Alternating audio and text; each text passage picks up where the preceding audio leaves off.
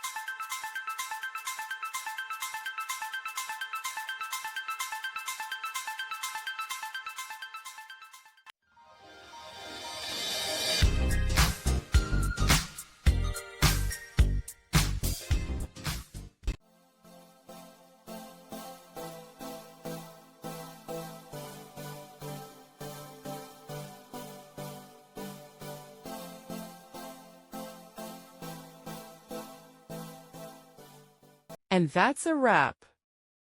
I hope you found the answer you were looking for. If you did, take a second to hit that subscribe button. It really helps out. And let me know in the comments which solution worked best for you. See you next time in the debug zone.